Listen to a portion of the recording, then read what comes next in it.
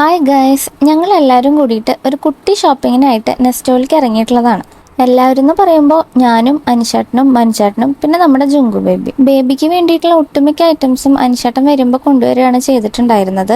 പിന്നെ അല്ലറ ചില്ലറ കുറച്ച് ഐറ്റംസും കൂടി ഫൈനലായിട്ട് പർച്ചേസ് ചെയ്യാനുണ്ടായിരുന്നു. അപ്പം മനുചേട്ടനും ജുങ്കും നെസ്റ്റോയിലേക്ക് ഇറങ്ങിയപ്പോൾ അവരുടെ കൂടെ ഇറങ്ങിയിട്ടുള്ളതാണ് ഞാനും അനിശേട്ടനും. അവിടെ എത്തിയ വഴിക്ക് ഒരു ട്രോളി എടുത്ത് ജുങ്കുവിനെ അതിൽ കയറ്റിയിരുത്തിയിട്ട് ഞങ്ങൾ പർച്ചേസിങ് തുടങ്ങി. മനുചേട്ടന് വീട്ടിലേക്ക് കുറച്ച് സാധനങ്ങളൊക്കെ മേടിക്കാനുണ്ടായിരുന്നു.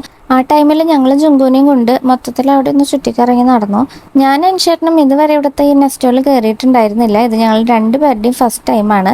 ജുങ്കുവിന് പിന്നെ ഇടയ്ക്കിടയ്ക്ക് വന്ന ശീലമുള്ളതുകൊണ്ട് അവൾക്ക് ഇഷ്ടപ്പെട്ട ഐറ്റംസ് ഒക്കെ എവിടെയാണ് ഇരിക്കുന്നത് എന്നുള്ളത് കറക്റ്റായിട്ട് അവൾക്ക് അറിയാം. ചോക്ലേറ്റ് വേണമെന്ന് പറഞ്ഞിട്ട് അതിൻ്റെ അടുത്തേക്ക് വന്നതാണ്. അപ്പോഴാണ് അവൾ അപ്പുറത്തെ സൈഡിൽ കേക്കും പേസ്ട്രീസൊക്കെ കണ്ടത്. എല്ലാം കൂടി ഒരുമിച്ച് കണ്ടപ്പോൾ ഏത് വേണമെന്ന് ഉറപ്പിക്കാനായിട്ട് അവൾക്ക് കുറച്ച് ടൈം എടുക്കേണ്ടി വന്നു.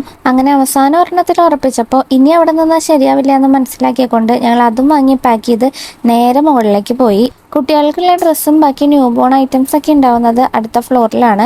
അങ്ങനെ ഞങ്ങൾ നേരെ മുകളിലെത്തി. അവിടെ എത്തിയപ്പോൾ ജുങ്കുവിൻ്റെ കണ്ണിൽ ആദ്യം പെട്ടത് അവിടുത്തെ കൂളിംഗ് ഗ്ലാസ്സുകളാണ്. പല ടൈപ്പിലും പല കളറിലുള്ള കൂളിംഗ് ഗ്ലാസ് കണ്ടപ്പോൾ അതിലും ആൾക്ക് നല്ല കൺഫ്യൂഷൻ ആയിരുന്നു ഏതെടുക്കണം എന്നുള്ളത്.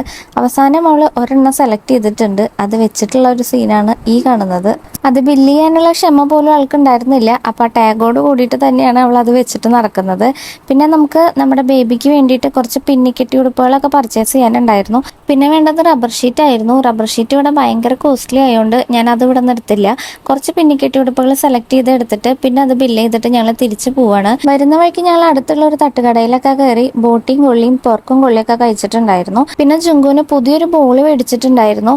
അപ്പോൾ വീട്ടിലെത്തിയപ്പോൾ പാപ്പനും മോളും കൂടിയിട്ട് കുറച്ച് നേരം ബോളൊക്കെ കളിച്ചു. അത് കഴിഞ്ഞപ്പോൾ തിരിച്ച് ജുങ്കുവിനെ വീട്ടിൽ തന്നെ കൊണ്ടാക്കി. അപ്പോൾ അത്രേ ഉള്ളൂ ഞങ്ങളുടെ ഒരു കുട്ടി ഷോപ്പിംഗ്. ബൈ.